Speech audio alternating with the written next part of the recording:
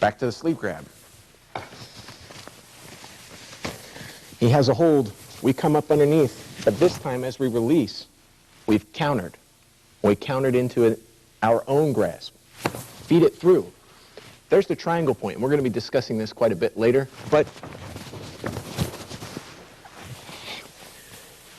if we just control him the whole way through, we still end up in this position. We still have control of the appendage the whole way through. This force vector controlled it the whole way through. I'll do this again.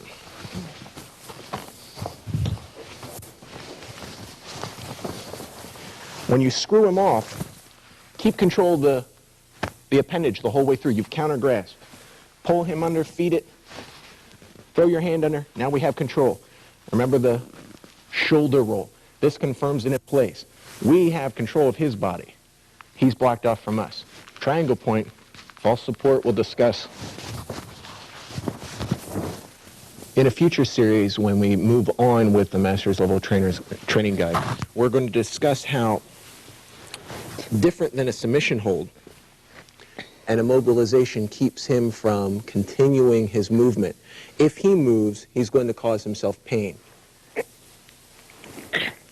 because we've taken his joint to its furthermost point in its range of motion. If he continues, he'll cause the pain. All we're going to do is sit back and control his respiration. But we'll be discussing that in a future series. Right now, what we want to do is we want to concentrate on the ability to bring him to this position, if we so choose. A few more variations to help stimulate your creativity. We come back to this sleeve hold, and as we come over and we counter grasp, we get under here. There's also an opposite triangle, obviously. So you can feed it through.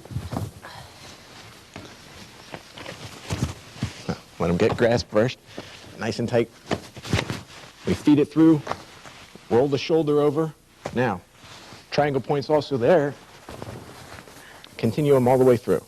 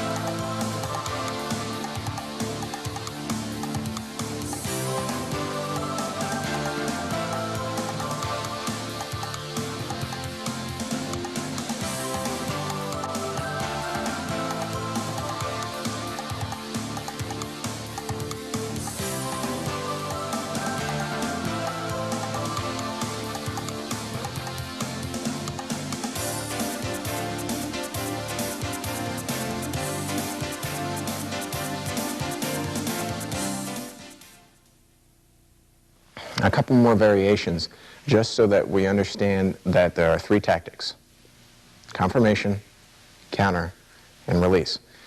First, the infamous Sonnen double-fisted nerve squish. Take his jacket and roll it up like we've worked on with the lapel, but roll it up and squeeze into his forearm.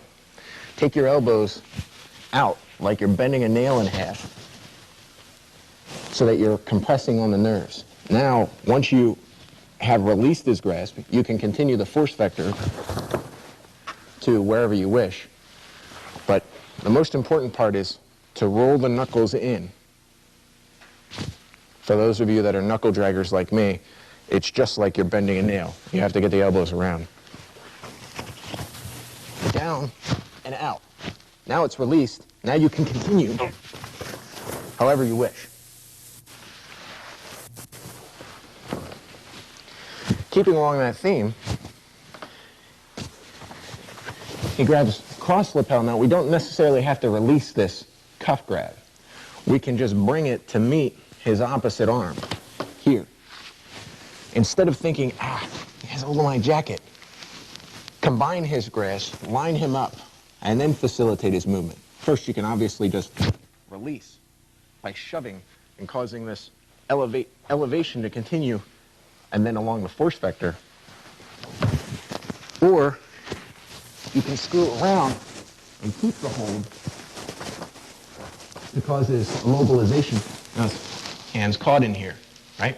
So if he moves, that's when the pain begins.